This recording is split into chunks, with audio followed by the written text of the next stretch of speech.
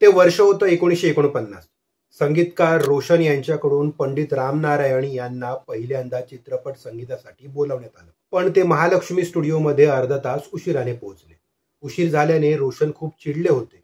पंडितजींनी माफी मागितली, पण तरीही रोशन मनातून रागाने धुमसत होते.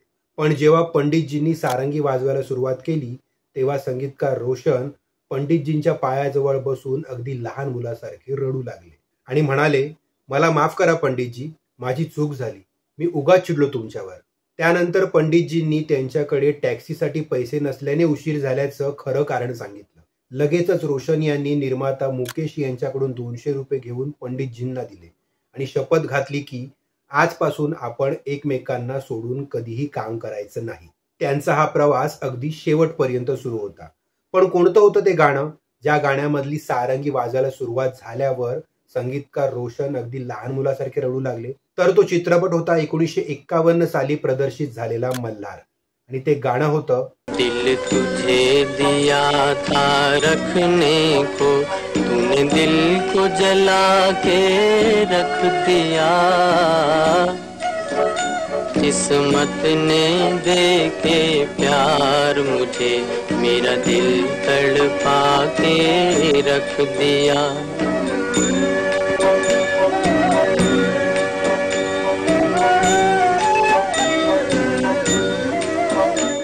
मल्हार पासून संगीतकार रोशन आणि पंडित रामनारायण ही जोडी जमली आणि त्यातून अनेक असामान्य रचना घडल्या. उदाहरण द्यायचं झालंच तर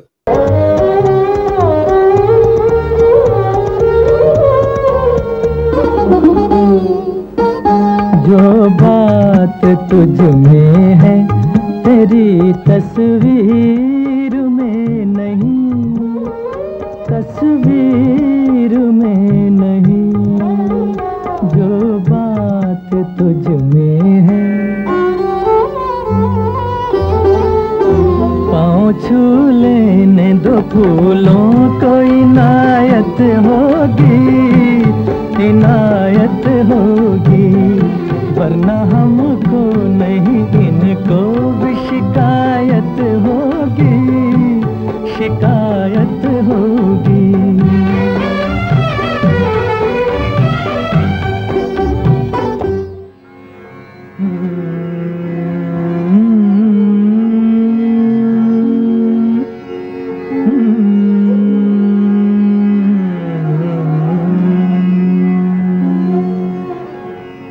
जिंदगी भर नहीं भूलेगी वो बरसात की रात, एक अनजान हसीना से मुलाकात की रात, जिंदगी भर नहीं भूलेगी.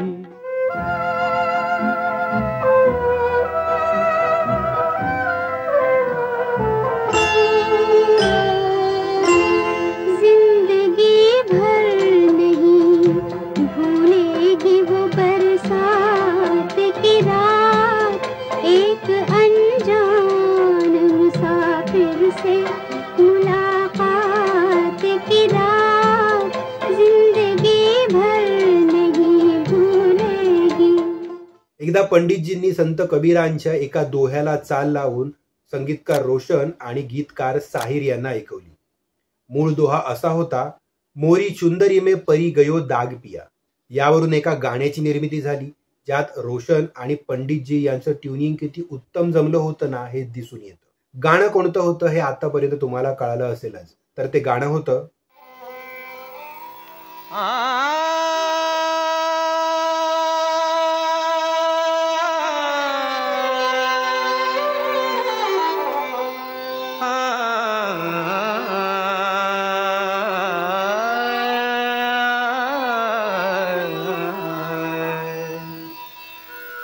लागा चुनरी में दाग छुपाऊं कैसे, लागा चुनरी में दाग, चुनरी में दाग छुपाऊं कैसे, घर जाऊं कैसे, लागा चुनरी में दाग छुपाऊं कैसे, लागा चुनरी में दाग. सारंगी सारख्या रंगेल विलासी समजल्या जाणाऱ्या वाद्यातून सुरेख, सोज्वळ आणि सात्विक भाव निर्माण केले जाऊ शकतात याचं उत्तम उदाहरण म्हणजे रोशन यांची नवबहार या चित्रपटातील एक रचना. या गाण्यात देखील सारंगी वाजवली होती पंडित राम नारायण यांनी आणि गाण्याचे बोल होते,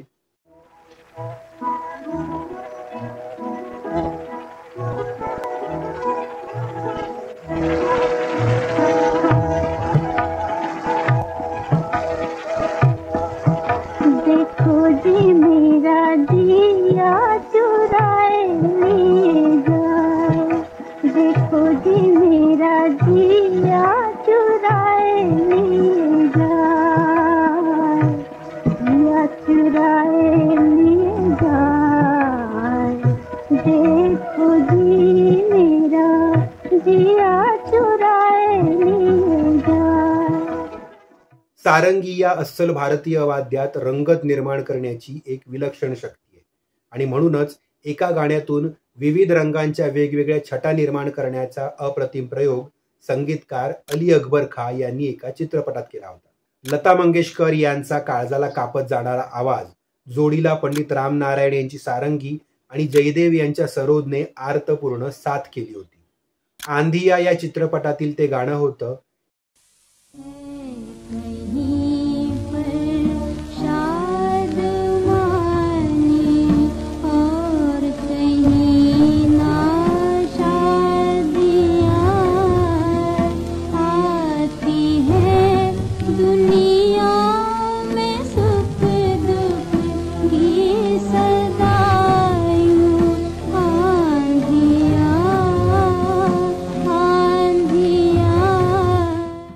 संगीतकार शंकर जयकिशन यांनी संगीतबद्ध केलेलं आणि हलकासा शृंगारिक टच असलेलं एक शास्त्रीय गाणं, ज्यात 2 हास्य कलाकार आपल्याला पडद्यावर दिसले होते, ते म्हणजे मेहमूद आणि शुभा खोटे.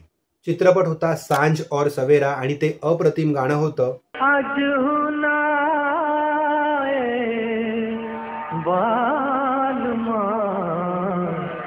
सावन बीता जाए, आए रे सावन बीता जाए, आज बालमा सावन बीता जाए, हाय रे सावन बीता जाए. पंडितजींनी चित्रपटातील गाण्यांना नुसती सारंगीची साथच केली नाही, तर काही रागावर आधारित त्यांनी काही संगीत रचना देखील केली आहे. प्रकर्षाने सांगावीशी वाटणारी जय जयवंती या रागावर आधारित ही रचना.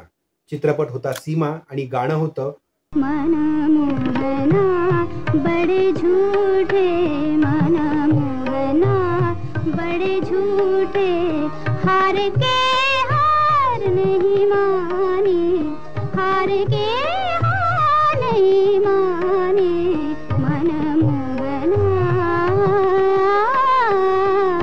मोहना. संगीतकार अनिल विश्वास यांनी संगीतबद्ध केलेल्या एका गाण्यातून तर सारंग, मल्हार, जोगिया आणि बहार या रागांचीच मालिका पेश केली होती पंडितजींनी. लता मंगेशकर आणि मन्ना डे यांचा आवाज. चित्रपट होता हमदर्द आणि ते गाणं होतं, ऋतु आए ऋतु जाए सखीरी, मन के मीत न आए, ऋतु आए ऋतु जाए सखीरी, मन के मीत न आए, ऋतु आए. आपण इतका वेळ पंडित राम नारायण यांच्या चित्रपट संगीतातील वादनाबद्दल बोलतोय, ज्यासाठी लागले आहेत अचूक स्वरज्ञानासाठी कठोर परिश्रम. खरं तर सारंगी हे वाद्यच मुळी थोडं जास्त कठीण आहे, पण जेव्हा त्याच्या सर्व तारा जुळतात ना, तेव्हा गाणारी सारंगी काळीज चिरून जाते. पंडितजी स्वतः म्हणायचे की मी जे वाद्य वाजवतो त्याचे नाव खरे तर सौरंगी असायला हवे होते, कारण संगीतातील 100 रंग सारंगीतून प्रकट करता येतात आणि मी ते दाखवण्याचा सतत प्रयत्न करतो. राजस्थानातील शास्त्रीय संगीतात असलेल्या विद्वान घराण्यात पंडित राम नारायण यांचा जन्म झाला. बंधू पंडित चतुरलाल हे नावाजलेले तबलावादक होते. मोठमोठ्या गायकांना साथ संगत करून तसेच सोलो वादनाचे कार्यक्रम करून पंडित राम नारायण यांनी देश विदेशात नावलौकिक मिळवला होता. त्यांचे गुरु उदयलालजी म्हणायचे की सारंगी ऐसे सुर में मिला ना की उसकी फास फास बोले. इथे फास फास याचा अर्थ अणुरेणू असा घेतलाय. रोमॅन्टिक नशिल्या गीतांचे जनक ओ.पी. नय्यर यांना सारंगीचा दर्दभरा सूर विशेष भावत नव्हता. संगीतकारांच्या स्पर्धेत टिकून राहायचे असेल तर काहीतरी वेगळं केलं पाहिजे हे त्यांच्या मनाने ठरवलं. त्यांनी पंडितजींना सारंगीचा टोनच बदलायला सांगितला. पंडितजींनीही एक नवीन प्रयोग म्हणून सारंगीला स्टीलच्या तारा लावून एका वेगळ्या शैलीने ओपींच्या गाण्यात सारंगी वाजवली. सारंगीला स्टीलच्या तारा लावून वाजवलेलं पहिलं गाणं होतं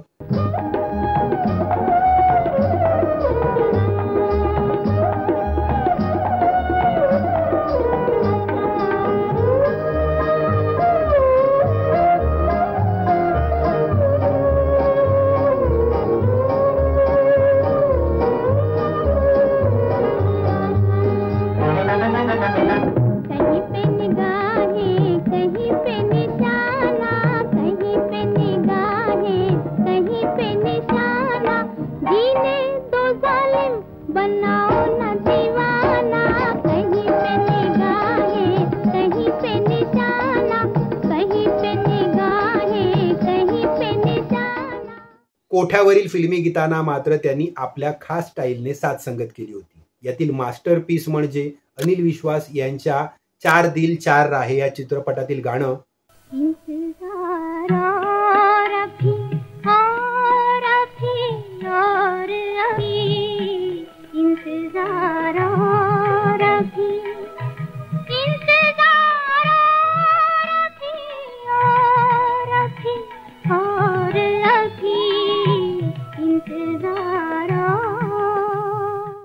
पंडित रामनारायण यांच्यासारख्या कलाकारांकडून चित्रपट संगीतात वाजली जाणारी सारंगी आपलं मन संमोहित करते.